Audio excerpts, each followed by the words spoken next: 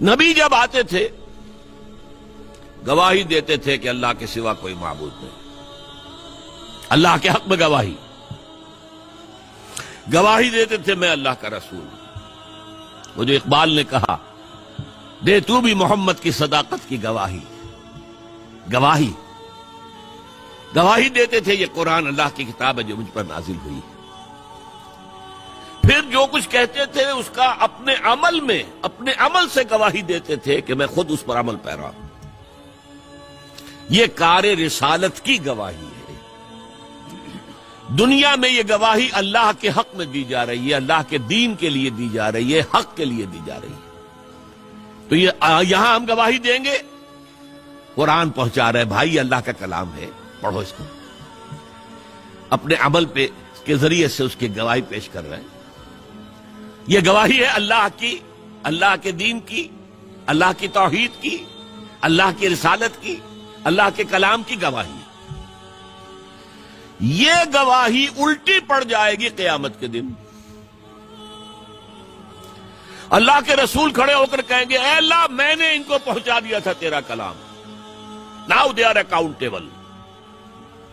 They can't plead ignorance. یہ نہیں کہہ سکتے کہ ہمیں معلوم نہیں تھا۔ یہ گواہی الٹی پڑے گی۔ گویا کہ قیامت کے دن انبیاء اور رسل سرکاری گواہ بن کر کھڑے ہوں گے، پروزیکیوشن وٹنسز۔ اے اللہ تیرا پیغام جو آیا تھا میں نے پہنچا دیا۔ اب یہ ذمہ دار ہے، جواب دہ ہے، اکاؤنٹیبل ہے، رسپانسبل ہے، ان کا محاسبہ تو کر، میں نے پہنچا دیا۔ یہ ہے شہادت حق۔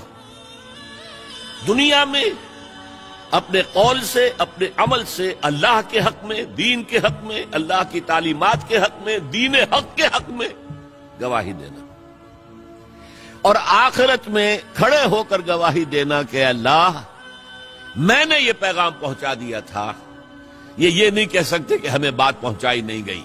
دیکھیے اس میں بہت ہی نازک مسئلہ ہے۔ آپ اپنے کسی عزیز کو ایک پیغام بھیجتے ہیں کہ دیکھنا بھائی کل شام تک یہ کام کرنا ہے، ضرور کرنا ہے، ضرور کرنا ہے، ضرور کرنا ہے، اگر نہ ہوا تو میرا بڑا نقصان ہو جائے گا۔ کام نہیں ہوا، آپ کا نقصان ہو گیا، اب آپ غصے میں بفرے ہوئے پھنکارتے ہوئے گئے اپنے اس عزیز کے پاس، خدا کے بندے میں نے تمہیں یہ پیغام بھیجا تھا کہ یہ کام کرنا، تم نے نہیں کیا، میرا نقصان ہوا، کون ذمہ دار ہے؟ اگر وہ یہ کہہ دے ہلکے سے بھائی مجھے تو آپ کا پیغام کسی نے پہنچایا ہی نہیں، بتائیے آپ پتاشے کی طرح بیٹھ جائیں گے کہ نہیں؟ اب غصے کا رخ کدھر ہوگا؟ وہ پیغام بر بھلے آدمی تجھے میں نے یہ پیغام دے کر بھیجا تھا، تو نے نہیں پہنچایا، تو میرے نقصان کا ذمہ دار تو ہے۔ اس ٹرائنگل کو ذہن میں رکھیے، پیغام بھیجنے والا جس کے نام پیغام گیا، اور جو پیغام بر ہے بیچ میں، پیغمبر میں وہ ایک لفظ ہی نکل گیا ہے نا، پیغام بر اور پیغمبر لفظ تو ایک ہی ہے۔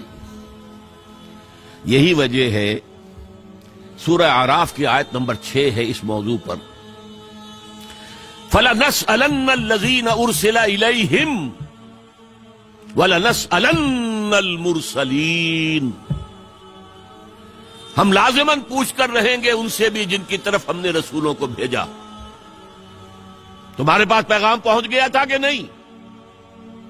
اور ہم لازماً پوچھیں گے، پوچھ کر رہیں گے رسولوں سے بھی تم نے پہنچایا تھا کہ نہیں؟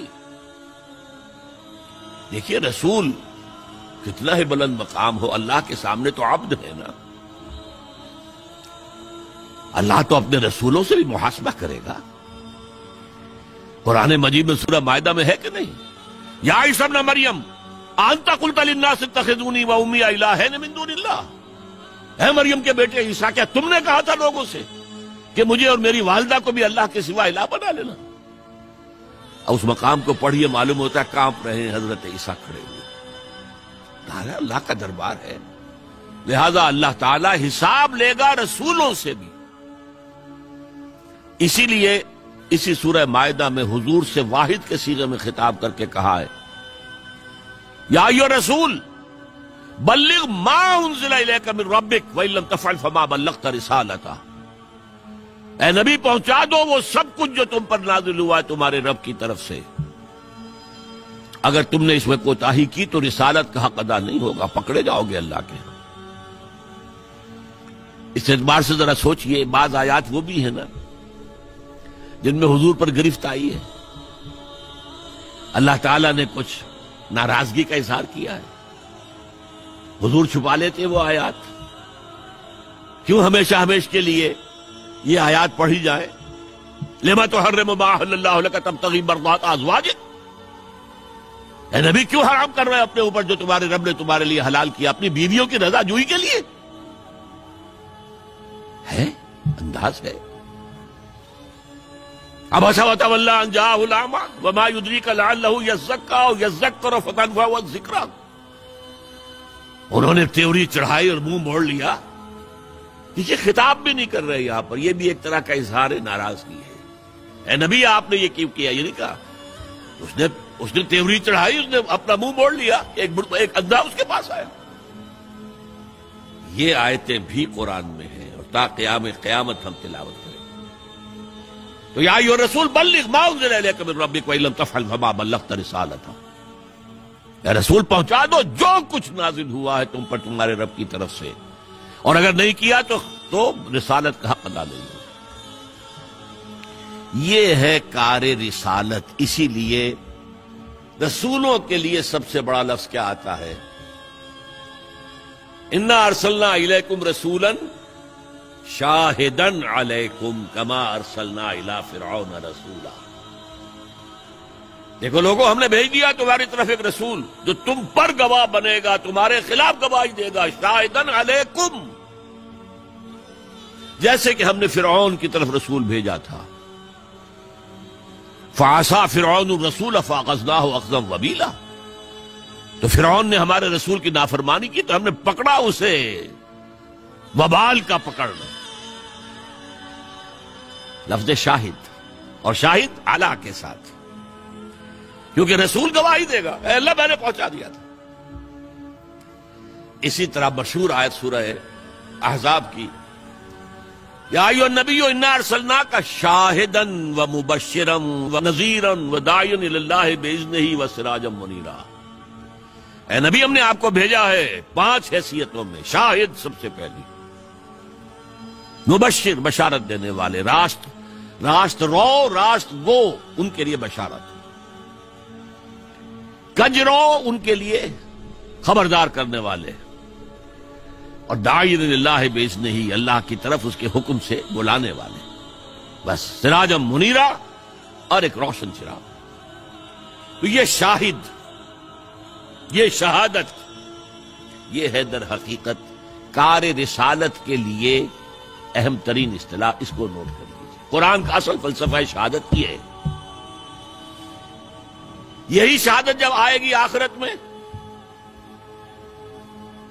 فَكَيْفَ إِذَا جِئْنَا مِن كُلِّ أُمَّةٍ بِشَهِيدٍ وَجِئْنَا بِكَ عَلَىٰ هَٰؤُلَاءِ شَهِيدًا، کیا ہوگا اس دن جب کہ ہم ہر امت پر اس کے خلاف ایک گواہ کھڑا کریں گے۔ اس آیت کے بارے میں ایک واقعہ آتا ہے کہ ایک مرتبہ حضور نے فرمائش کی حضرت عبداللہ ابن مسعود سے رضی اللہ تعالی عنہ، مجھے قرآن سناؤ۔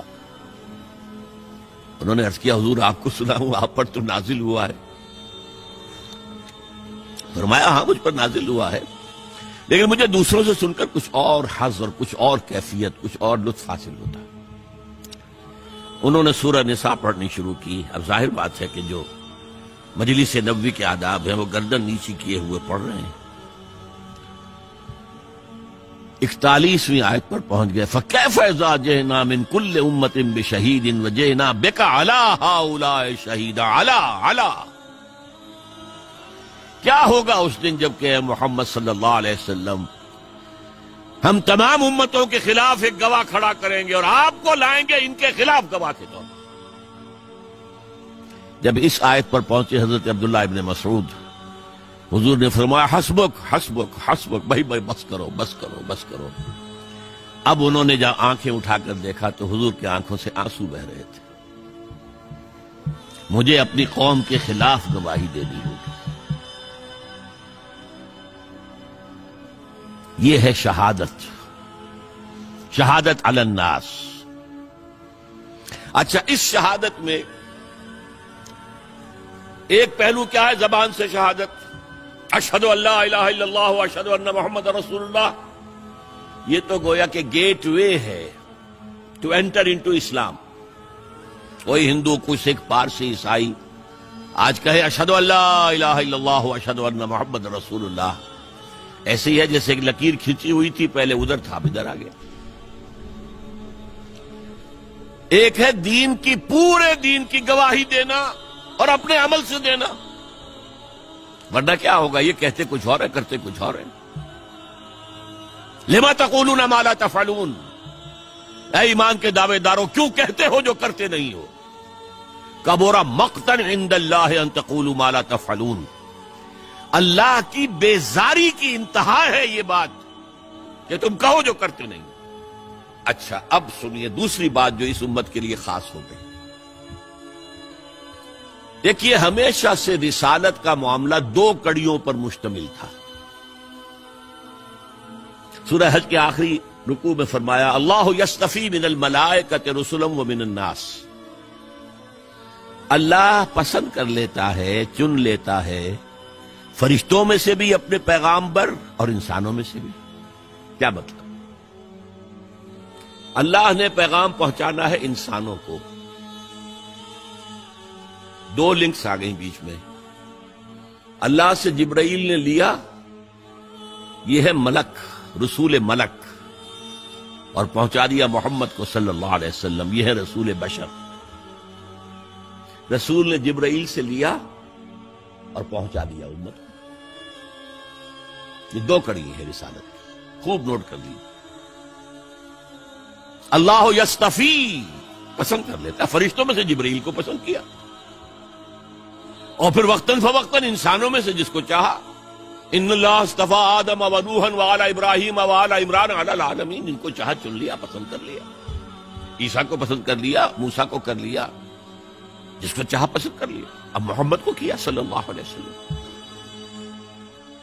لیکن جب تک نبوت جاری تھی یہ دو ہی کڑیاں تھیں۔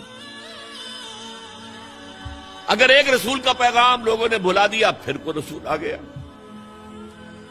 پھر فرشتہ آ گیا، وہ اللہ سے لے کر رسول کو پہنچا رہا ہے، رسول مجھ سے لے کر لوگوں کو پہنچا رہے ہیں۔ کچھ عرصے کے بعد پھر یہ سلسلہ چلتا رہا تاں آ کے بعثت ہوئی محمد الرسول اللہ صلی اللہ علیہ وسلم، اور آپ کی بعثت پر آ کر نبوت ختم۔ اب نہ کوئی نبی آئے گا نہ رسول۔ اچھا، انسان تو ختم نہیں ہوئے، اب وہ پروسیس جو اس کا تقاضا تھا، یہ نبوت اللہ کی کوئی ہابی تو نہیں تھی نا، کوئی پیس ٹائم تو نہیں تھا، ایک ضرورت تھی لوگوں پر حجت قائم کرنا کہ لوگ یہ نہ کہہ سکے اللہ ہمیں معلوم نہیں تھا۔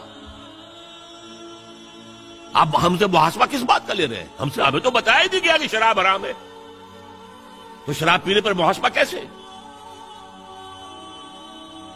اسی لیے اس بات کو سورہ نساء میں کہا گیا ہے، 6 پارے کے شروع میں۔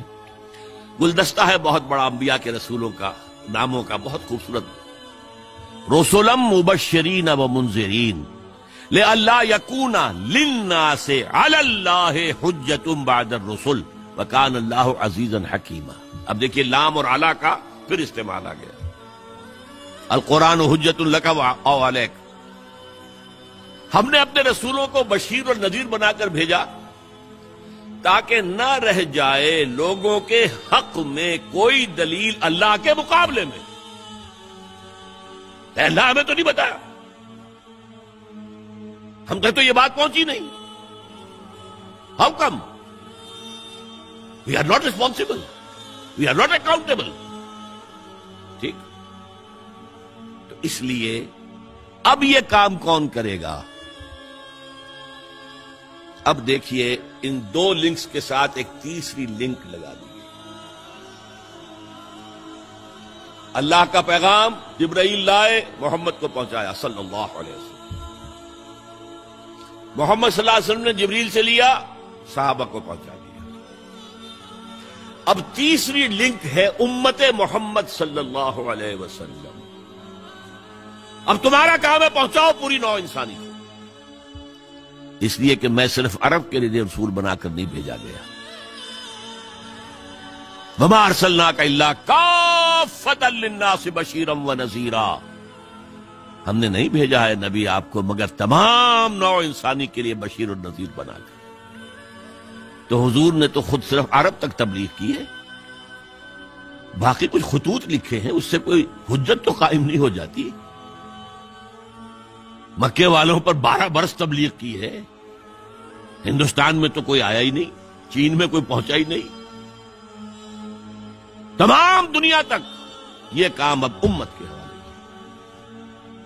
یا تو حضور رہتے قیامت تک اور تمام نوع انسانی تک اس دین کو پہنچا کر اور کل روئے ارضی پر اس دین کو غالب کر کے سرخرو ہو کر اللہ کی خدمت میں حاضر ہو جاتے. لیکن نہیں، اللہ کی حکمت ہے. اے نبی اب آپ کی امت کا کام.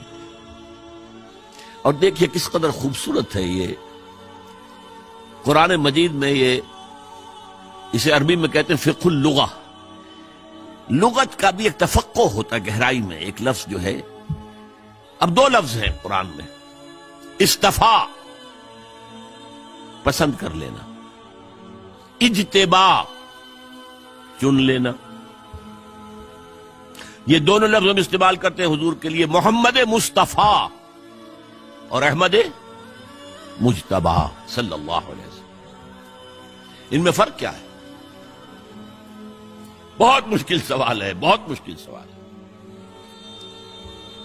دیکھیے استفاء میں پسند کرنے والے کی پسند کو دخل ہے. اجتباء میں کسی کام کے لیے کسی کو سلیکٹ کرنا. ٹو چوز از استفاء، ٹو سلیکٹ از اجتباء. آپ کو ہاکی کی ٹیم باہر بھیجنی ہے تو آپ مقابلے کرواتے ہیں، دیکھتے ہیں کون اچھے کھلاڑی. سلیکشن ہوتی ہے، سلیکشن ہے یہ سلیکشن. اور ایک کوئی گیا ہے باغ کی سیر کو اور گلاب کے ایک پودے میں 10 پھول لگے ہوئے ہیں. اس کے دستے ہنائی نے ایک پھول توڑ لیا، پسند کر لیا. اس کی پسند پر ہے یہ.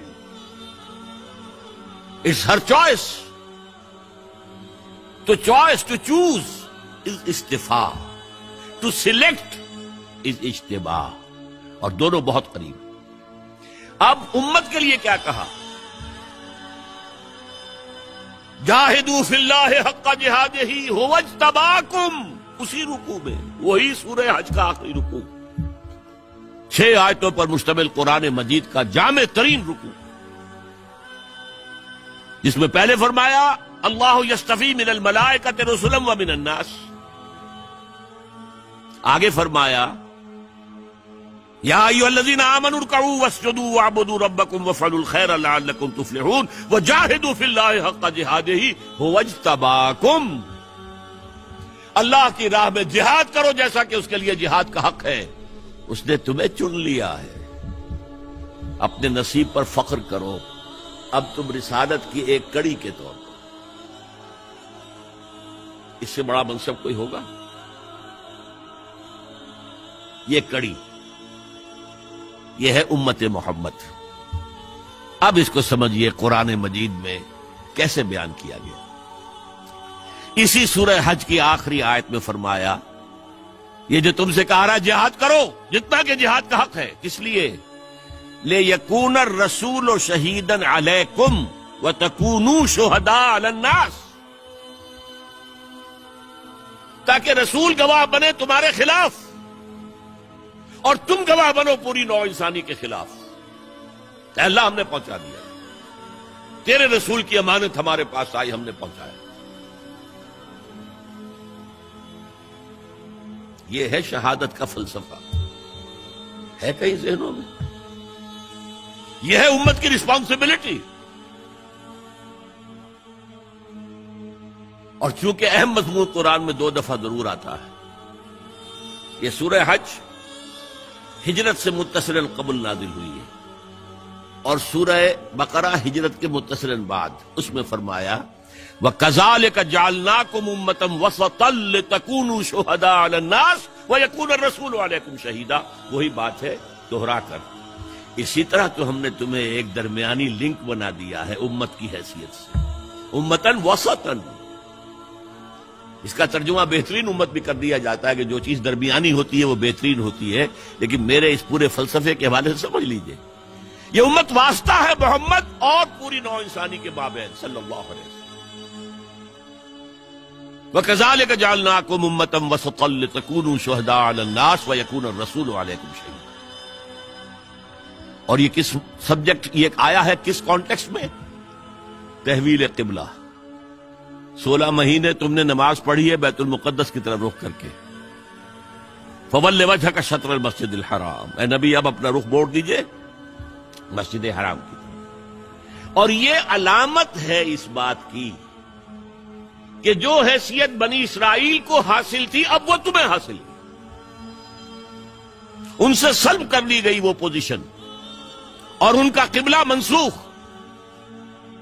اب ایک نیا قبلہ ہے اور اس قبلے کے گرد امت محمد ہے، اس کی تاسیس ہو گئی ہے اور اس کی کورونیشن ہوئی ہے، تاج پوشی ہوئی ہے. وَكَذَلِكَ جَعَلْنَاكُمْ أُمَّةً وَسَطًا لِتَكُونُوا شُهَدَاءَ عَلَى النَّاسِ وَيَكُونَ الرَّسُولُ عَلَيْكُمْ شَهِيدًا. اب اس پس منظر میں سوچئے ہم کہاں کھڑے ہیں، ہم کس شے کی گواہی دنیا کے سامنے دے رہے ہیں. ہمارے تو انفرادی معاملات بھی بہت پست ہیں، ہمارے تو معاملات آپس کے غلط ہیں. ہم تو جھوٹ اور دھوکہ اور فریب اور ملاوٹ اور خیانت اور غبن، اس میں تو ہم بہت ہائی مارکس جو ہیں سیکیور کر رہے ہیں. جاج برنارڈ شاہ نے کہا میں جب قرآن پڑھتا ہوں تو محسوس کرتا ہوں کہ اس سے بہتر کتاب ممکن نہیں، اور جب مسلمانوں کو دیکھتا ہوں تو محسوس کرتا ہوں کہ ان سے زیادہ ذلیل قوم کوئی نہیں. یہ گواہی ہم دے رہے ہیں. یہ محمد کے ماننے والے یہ ہیں، یہ ہے امتی محمد کی، جو اپنے پاؤں پہ کھڑے نہیں ہو سکتے، جو اپنے معاملات مینیج نہیں کر سکتے، بیکاری. یہ اور کہاں ہے وہ دین؟ کوئی ایک اس دنیا میں دکھا سکتے ہو کہ یہ ہے دین؟ آؤ see with your own eyes, this is دین الحق. یہ جو میں نے آپ سے کہا تھا کہ یہ بڑی نازک ذمہ داری، بڑی نازک، اس کا ایک اندازہ آپ کو ہو جائے گا خطبہ حجۃ الوداع سے. حضور نے جو خطبہ دیا، اور وہ عظیم ترین خطبہ ہے تاریخ انسانی کا. آخر میں موٹی موٹی باتوں کو پھر دہرایا. دیکھو عورتوں کا خیال کرو، عورتوں کے حقوق ادا کرو، دیکھو غلاموں کے ساتھ نیک سلوک کرو، جو بھی کی. پھر آپ نے ایک سوال کیا، الا هل بلغت، لوگوں میں نے پہنچا دیا یا نہیں؟ 1.25 لاکھ کا مجمع تھا. آج سے 1400 برس قبل 1.25 لاکھ کا مجمع بہت بڑی بات تھی، بہت بڑی بات، جبکہ ابھی اسلام صرف جزیرہ نمائے عرب تک محدود تھا. آج بھی پہلے کبھی ہو جاتے تھے 28-30 لاکھ بھی، ان مینیجیبل ہو رہا تھا معاملہ. اب سعودی عرب کی حکومت نے کو مینیج کیا، پابندیاں لگائی تو 20 لاکھ. یہی ہے نا 1.25 لاکھ کا بندہ. اور اس کا نقشہ میں دکھا دوں، ایک ایک حرف آپ 3 مرتبہ کہہ رہے تھے. داہنی طرف رخ کر کے کہا، وہ سنا، پھر مکبر کھڑے ہوئے ہیں، اس نے سنا اور آگے پہنچایا، اس نے سنایا آگے پہنچایا. لاؤڈ سپیکر تو تھا نہیں، کوئی پبلک ایڈریس سسٹم تو نہیں تھا. پھر آپ نے سامنے رخ کر کے وہی بات فرمائی، پھر یہاں سامنے کھڑے ہوئے لوگوں نے پہنچایا. پھر بائیں طرف رخ کیا. اسی لیے ہر جملے کو، ہر بات کو آپ نے 3 دفعہ کہا، الا هل بلغت، میں نے پہنچا دیا یا نہیں؟ اور عام عادت صحابہ کی یہ تھی کہ اول تو حضور کے سوال پر خاموش رہتے تھے کہ واللہ ورسولہ عالم، یا اگر جواب دیتے تھے تو فرط ادب سے بہت مختصر جواب. وہ چلبلے قسم کے شاگرد جو ہوتے ہیں، جو استادوں کو بھی پڑھانا چاہتے ہیں، صحابہ کرام اس طرح کے نہیں تھے. اپنی لیاقت اور ذہانت کا روب جو ہے اپنے استادوں پر گاڑتے ہیں. وہاں تو یہ تھا کہ ایک بات جواب، یہاں 4 جواب دیے ہیں صحابہ. انا نشهد انك قد بلغت الرسالة واديت الامانة ونصحت الامة وكشفت الغمة. 3 مرتبہ حضور نے کہا الا هل بلغت، اور 3 مرتبہ جواب آیا انا نشهد انك قد بلغت الرسالة واديت الامانة ونصحت الامة وكشفت الغمة. اے نبی ہم گواہ ہیں، آپ نے حق رسالت ادا کر دیا، آپ نے حق امانت ادا کر دیا. یہ قرآن تو ہمارے لیے اللہ نے نازل کیا تھا نا، آپ کے پاس تو امانت تھی. آپ نے امت کی خیر خواہی کا حق ادا کر دیا، آپ نے ہر قسم کی گمراہیوں کے، اندھیاریوں کے، اندھیروں کے پردے چاک کر دیے. 3 دفعہ یہ جواب لے کر انگشت شہادت سے اشارہ کیا آسمان کی طرف، پھر لوگوں کی طرف. اللہم اشہد، اللہم اشہد، اللہم اشہد. اے اللہ تو بھی گواہ ہے، یہ مان رہے ہیں کہ میں نے پہنچا دیا.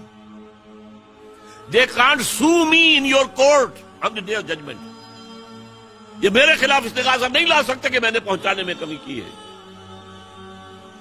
یہ مان رہے ہیں کہ میں نے پہنچا دیا. It was the sigh of relief جس کو کہتے ہیں 23 برس کی محنت شاقہ. کون کون سے مراحل آئے ہیں. یوم طائف بھی آیا ہے، 3 سال کی شیب بنی ہاشم کی قید بھی ہے، معرکہ احد بھی ہے، احزاب بھی ہے، 70 مبلغین ذبح کیے گئے. کیا کیا نہیں دیکھا، کیا کیا نہیں جھیلا. لیکن پھر بات کیا ہوئی؟ اب آپ نے آخری بات اللہم اشہد، اللہم اشہد، اللہ، اور اس کے بعد فَلْيُبَلِّغِ الشَّاهِدُ الْغَائِبَ. اب جو یہاں موجود ہیں ان کے ذمے ہے کہ پہنچائیں ان کو جو یہاں نہیں ہے. میں فارغ، میرے کندھے سے بوجھ اتر گیا، اب تمہارے کندھوں پر آئے. اب اس غائب میں وہ بھی تمام لوگ شامل تھے جو اس وقت دنیا میں تھے اور وہاں نہیں تھے. شاہد اور غائب کا لفظ آ گیا جہاں سے میں نے بات شروع کی تھی. شاہد اور غائب، شاہد موجود، فَلْيُبَلِّغِ الشَّاهِدُ الْغَائِبَ، اور غائب میں وہ بھی ہے جو قیامت تک آئیں گے. یہ ہے اس امت کا فرض منصبی. حضور کی زندگی میں بھی تو صحابہ نے آپ کا ساتھ دیا تھا کہ نہیں دیا تھا؟ جو ایمان لایا اسی کام میں لگ گیا. تو اس وقت بھی صحابہ ساتھ تھے، اور آئندہ اب یہ امت کے ذمے ہے پہنچانا، اور نہیں پہنچاتی تو پوری دنیا ہمارے خلاف مقدمہ دائر کرے گی اللہ کے. اے اللہ یہ ہے تیرے خزانے کے سانپ، یہ بنے پھرتے تھے، سارے نبیوں سے اعلیٰ ہمارا نبی، سارے نبیوں سے اعلیٰ ہمارا نبی، گا گا کے اور ناچ ناچ کر انہوں نے نہ اسلام ہمارے سامنے پیش کیا، نہ اپنے عمل کے ذریعے سے پیش کیا، نہ تبلیغ کی، اور نہ ہمیں کوئی نمونہ دکھایا.